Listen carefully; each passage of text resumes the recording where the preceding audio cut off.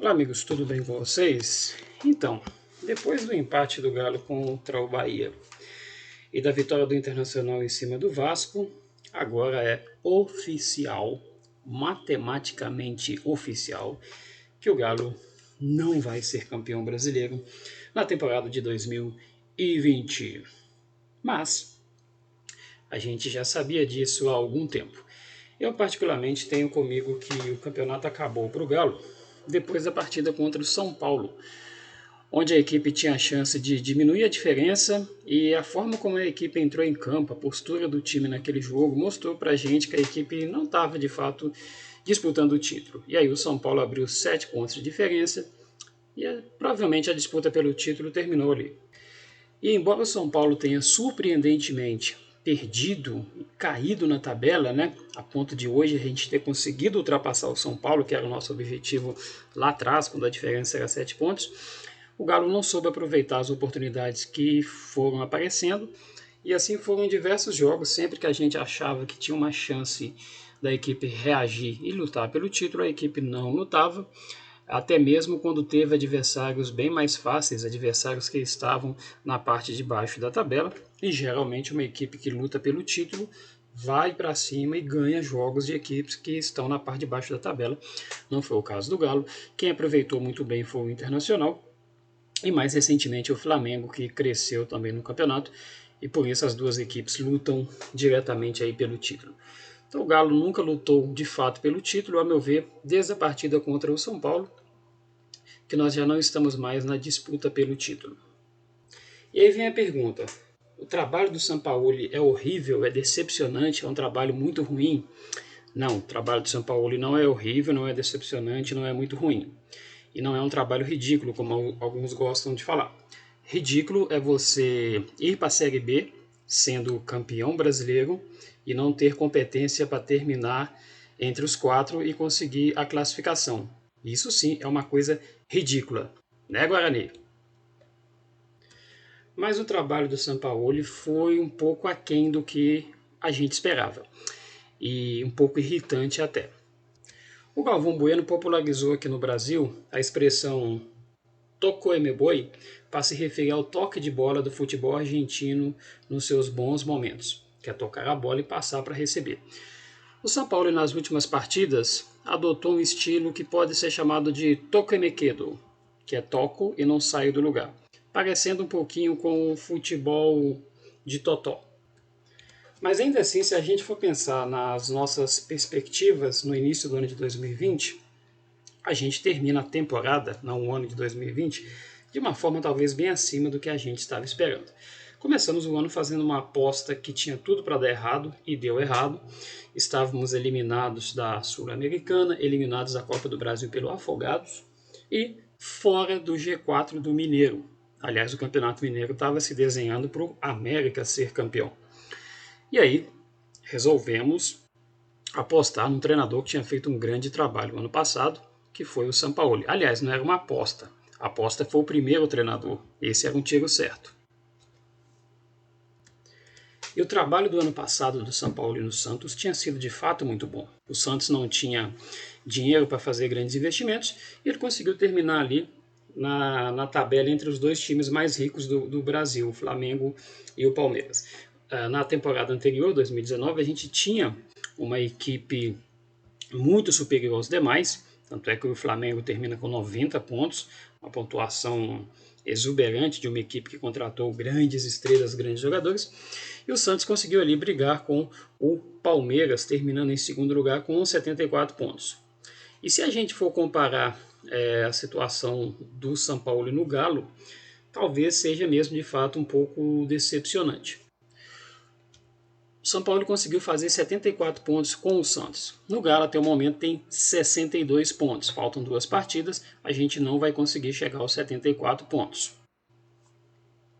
Aliás, a gente já não consegue chegar nem a 69, que é a pontuação que tem hoje o Internacional. O Santos conseguiu 22 vitórias.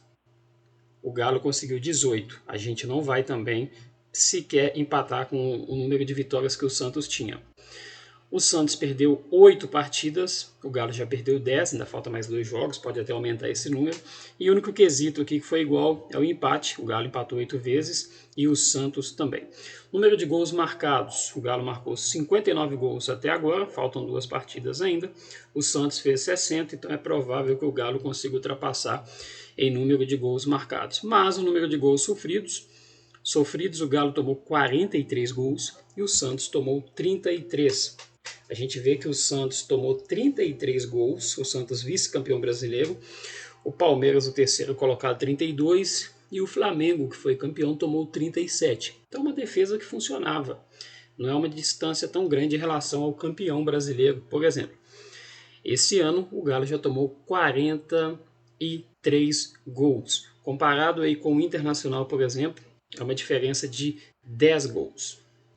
A diferença em relação ao Santos e o Galo, além da diferença nos números, o São Paulo começou o trabalho no Santos no início do ano. Então ele teve um tempo maior para preparar a equipe. Ele não teve investimento como ele teve no Galo, mas teve tempo para preparar a equipe, para colocar ali a sua forma de jogar, para errar e para ser eliminado. O São Paulo foi eliminado da Sul-Americana, foi eliminado na semifinal do Paulista pelo Corinthians, num jogo em que teve maior número de posse de bola, dominou a partida, mas o Cássio fechou o gol e o Santos perdeu. E foi eliminado da Copa do Brasil pelo Galo. O Galo conseguiu eliminar o time do São Paulo da Copa do Brasil. E depois ele teve o brasileiro, apenas o brasileiro, então com mais tempo para treinar do que outros treinadores, assim como foi no Galo, mas com a diferença de que no Santos ele começou o trabalho no início do ano. Talvez isso seja algo a se considerar. No Galo ele chega na fase final do Campeonato Mineiro, faltavam ali 2 rodadas para terminar o Campeonato Mineiro praticamente, e aí a gente teve a pandemia, tivemos uma pausa, e acabou até tendo um tempo ali para a equipe treinar, porque criou-se uma espécie de pré-temporada depois do período de isolamento. Mas não temos como negar que há uma diferença grande entre você chegar praticamente já no início de um campeonato, como foi do brasileiro, ou você disputar ali um campeonato estadual e tal, para colocar em prática as suas ideias. Mas no Santos ele não tinha investimentos, e no Galo ele teve bastante investimentos. Ele pediu um lateral, que já tinha trabalhado com ele, ele pediu um zagueiro, que se chama Bueno, e como ele é falante de espanhol, ele deve ter acreditado nisso, e um zagueiro que nunca foi usado, assim como o Mariano, que raramente é usado. Ele pediu um atacante que viria para solucionar a questão dos gols, que era o Sacha. E aí o Sacha não estava dando certo, ele pediu o Vargas, que também não deu certo. Vargas, que aliás já jogou no Brasil anteriormente, no Grêmio, e não deixou saudades. E a gente já tinha aqui um atacante jovem, o Marrone.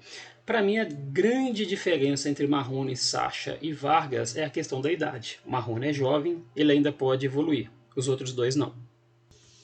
O Galo ainda trouxe um meia que ele pediu, que ainda não aconteceu, se machucou, mas é um jogador com potencial, pode acontecer ainda esse ano, que é o Zaratio. E trouxe também o goleiro, que o São Paulo fazia muita questão de ter, que é o Everson, que é o goleiro que é responsável por iniciar as jogadas ofensivas. É estranho falar isso, né? Mas o goleiro é o responsável para iniciar as jogadas ofensivas na ideia de jogo ali do São Paulo. Se a gente for analisar as perspectivas que a gente tinha no início do ano, com o Dudamel, com as eliminações precoces, se falasse no início do ano que o Galo ia terminar o campeonato em terceiro ou quarto, é bem provável que todo mundo ia ficar satisfeito. Ia ser uma baita de uma melhora em relação à perspectiva que a gente tinha. Até porque imaginava-se até então que o Flamengo continuaria com o Jorge Jesus e que teria aquele time espetacular da temporada anterior e que seria muito difícil vencer o campeonato novamente. Só que as coisas mudaram, o Flamengo perdeu o Jorge Jesus, já não era mais o mesmo, e algumas equipes favoritas ao título também, como o Palmeiras, algumas dessas equipes tiveram alguns problemas ao longo do ano. O Palmeiras teve dificuldades com o seu primeiro treinador, o Vanderlei Luxemburgo, e o campeonato acabou indo de uma maneira que se tornou totalmente acessível. Era totalmente possível que o Galo vencesse o campeonato.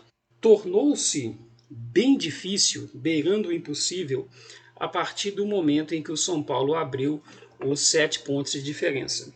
Mas o São Paulo acabou sofrendo a queda que ninguém esperava e novamente pintou chances para o Galo conquistar o título. Só que a equipe não conseguiu, tanto pela atitude dos jogadores em campo, que é uma atitude um tanto quanto estranha a forma como eles estavam atuando, e também em relação à questão tática. A equipe acabou se perdendo aí nas últimas rodadas e o treinador não conseguiu fazer a equipe evoluir em relação ao primeiro turno. Os erros que a equipe cometia no primeiro turno continuaram no segundo turno, especialmente na parte de transição, defesa e ataque. O Galo perdeu algumas partidas bobas no primeiro turno, porque deixava a defesa muito exposta, né? E o segundo turno a coisa se repetiu, e especialmente em duelos contra equipes consideradas mais frágeis. E o Sampaoli é aquele treinador que ama o estilo de jogo. Talvez ele ame muito mais o estilo do que ganhar um campeonato. O Sampaoli é da escola do Marcelo Bielsa, que também tem um pensamento bem parecido.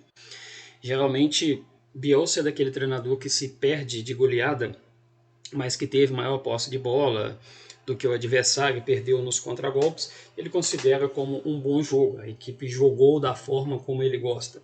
E isso, numa competição, às vezes não é assim tão relevante jogar bem e perder. Talvez se o Bielsa e o Sampaoli mudassem um pouquinho os seus conceitos, talvez eles já tivessem conseguido um pouco mais de conquistas em suas carreiras.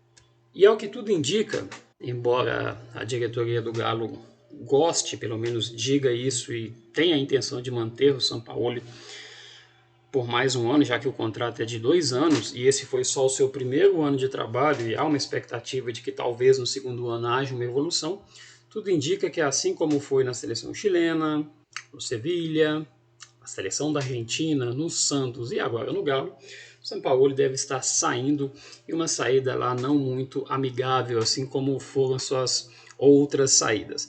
No caso do Galo, o que a gente ouve é que existe uma proposta do Olympique Marseille e o São Paulo estaria muito interessado em ir trabalhar no Olympique Marseille, onde já trabalhou o seu grande mentor Marcelo Bielsa. Só que existe uma multa contratual e aí, se o São Paulo quiser sair, ele tem que pagar a multa, ou o Olympique pagar. Ou se o Galo quiser demitir, mandá-lo embora, tem que pagar essa multa. Então, parece que está gerando um impasse. Nenhuma das duas partes quer gastar, quer pagar essa multa. Penso que se existe uma proposta de fato e o treinador tem um contrato até o final do ano, o que seria decente da parte do treinador seria pagar a multa e viver a sua vida, ser feliz lá na França, onde quer que ele vá. É um pouco complicado ficar fazendo joguinhos para tentar ser demitido. Isso aí é uma situação bem complicada, especialmente considerando que ainda temos coisas a disputar no campeonato. Não temos mais possibilidades de sermos campeões, mas precisamos terminar entre os 4 primeiros para ir direto para a fase de grupo na Libertadores. E é muito importante terminar entre os 4 e a gente tem 2 adversários aí que nos ameaçam. O primeiro deles é o São Paulo. O São Paulo tem um jogo a menos, então tem uma possibilidade boa de ultrapassar o Galo e terminar em terceiro. E o outro adversário é o Fluminense, que já está garantido na pré-Libertadores, mas ao contrário do que os jogadores do Galo têm mostrado, os jogadores do Fluminense têm mostrado muita vontade e parecem estar muito mesmo a fim de entrar direto na fase de grupos da Libertadores. Então é um adversário que o Galo tem que ficar de olho. Restam 2 jogos para o Galo, um deles é contra o Sport que luta contra o rebaixamento, e esse campeonato tem mostrado que quem luta contra o rebaixamento tem se dado bem contra o Galo, né? Diga o Vasco, o Goiás, o Bahia. Então não sei o que pensar da partida contra o Sport. E depois tem o Palmeiras em casa, deve vir com o time reserva, mas não sei se devido ao ânimo que os jogadores do Galo têm mostrado, isso vai fazer assim tanta diferença. Mas é muito importante terminar entre os 4 pelo seguinte. Dia 28/2 começa o Campeonato Mineiro. Oficialmente começa a temporada 2021 para o Galo. No dia 20/4/2021 começa a fase de grupos da Libertadores. Ou seja, se você terminar entre os 4 primeiros, você pode colocar o time de transição, o time reserva para disputar o Campeonato Mineiro e vai preparando o time com os reforços que chegaram, se trocar de treinador com um novo treinador para tentar criar ali o time para poder disputar a fase de grupos da Libertadores. No entanto, se você não se classificar direto para a fase de grupos, a fase de pré-Libertadores já começa no dia 10 de março. E aí já complica um pouquinho. Porque você começa a temporada no dia 28 e no dia 10 você já tem que estar aí com um time montado para disputar uma fase de pré-Libertadores. E isso pode comprometer todo o trabalho e causar aí até uma eliminação precoce numa competição muito importante, muito aguardada, e aí vai gerar de novo aquela história. Se é eliminado numa fase de pré-Libertadores, nem Sul-Americana tem, e aí vai começar aquele papo, brasileiro é obrigação, e vai começar de novo aquela pressão toda.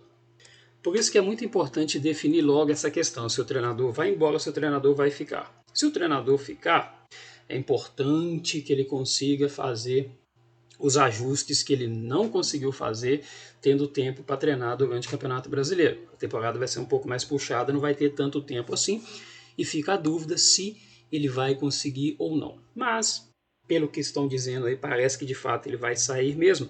É importante saber escolher o treinador.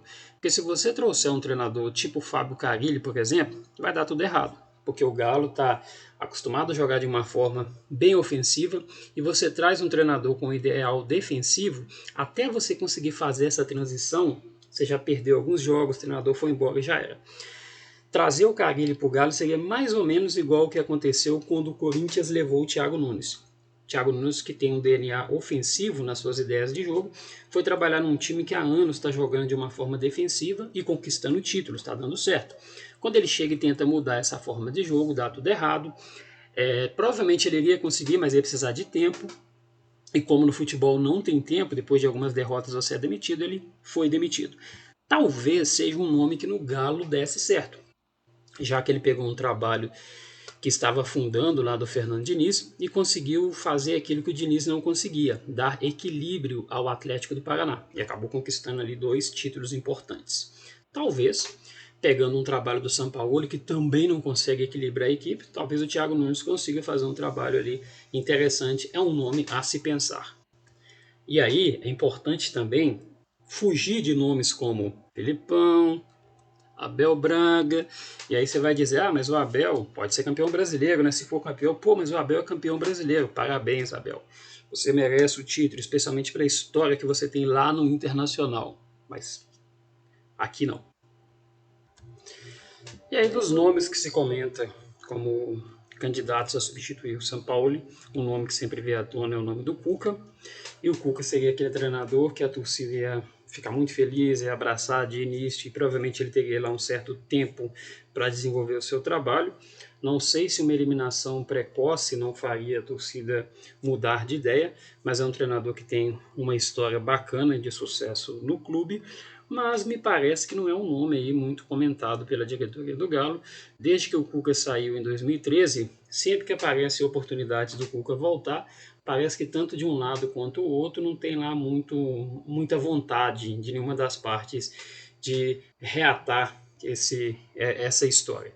Um outro nome muito comentado é o nome do Renato Gaúcho, e no caso do Renato Gaúcho é importante entender uma coisa, ele só estaria disponível depois de 7/3, que é a data da final da Copa do Brasil. Então, se você se classifica direto para a fase de grupos, ok, o Renato vai chegar, vai ter ali ainda um tempo para poder começar a desenvolver o seu trabalho antes da estreia na Libertadores. Mas, se você não se classificar e for para a fase de pré-Libertadores, aí já complicou, aí já não dá mais para pensar no Renato Gaúcho por causa da data. Ele não vai abandonar o Grêmio, obviamente que não, e aí complica um pouco.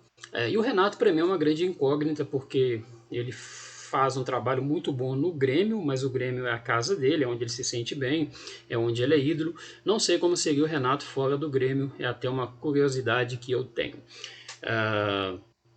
E eu não sei se num outro ambiente como o Galo, que pode ser até um ambiente um tanto quanto inóspito para ele, se ele teria a mesma desenvoltura. E no Grêmio também, apesar de fazer um trabalho muito bom, geralmente o Renato vai muito bem nas Copas. Copa do Brasil, Libertadores, ele não tem tido um trabalho tão interessante assim no Campeonato Brasileiro.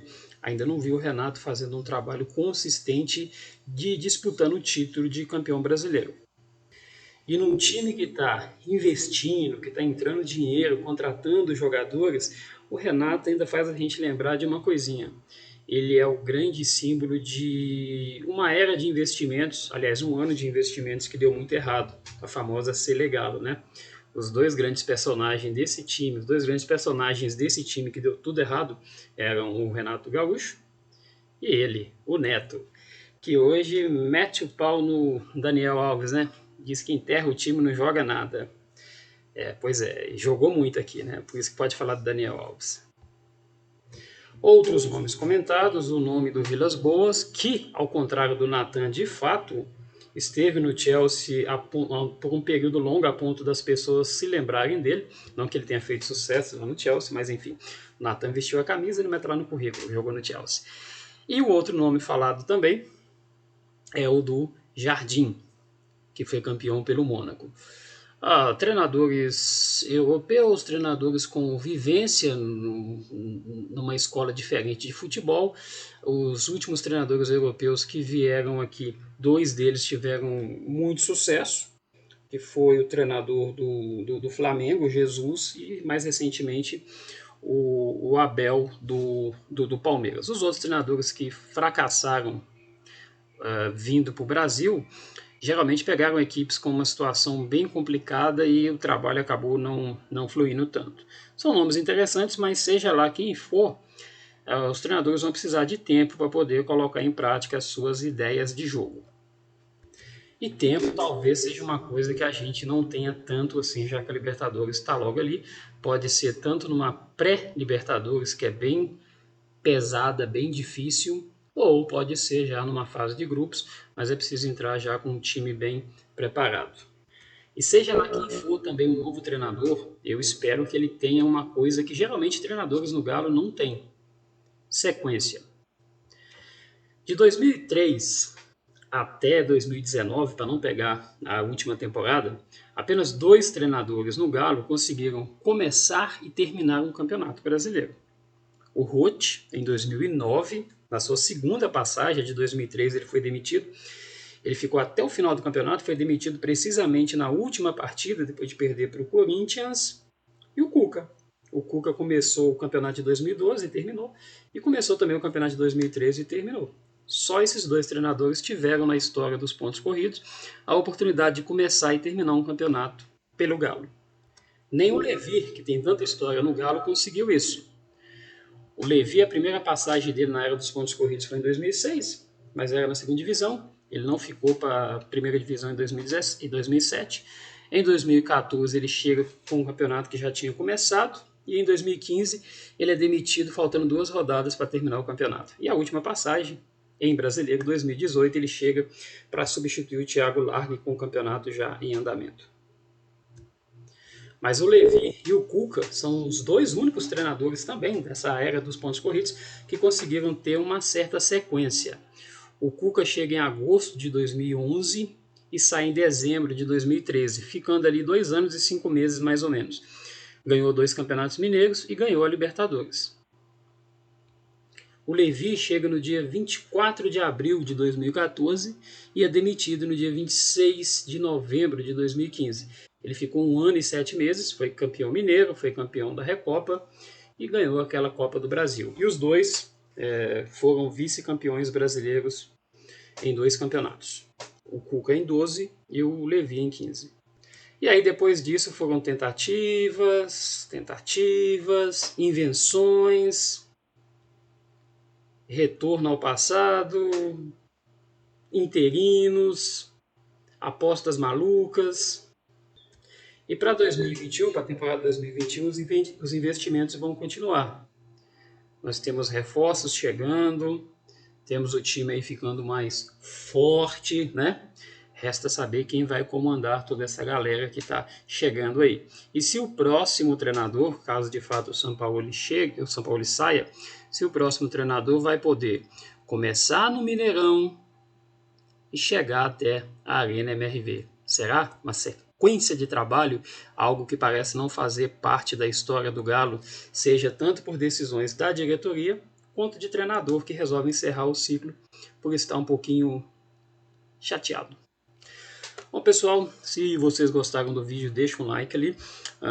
Comenta também quem vocês acham que deveriam ser o novo treinador do Galo, quem daria mais certo para continuar essa ideia de jogo mais ofensiva do São Paulo, ou se vocês acham que temos que trazer um treinador totalmente diferente, que trabalhe mais aí conceitos defensivos, já que a gente toma tantos gols. Ok? Um abraço a todos vocês e até o próximo vídeo.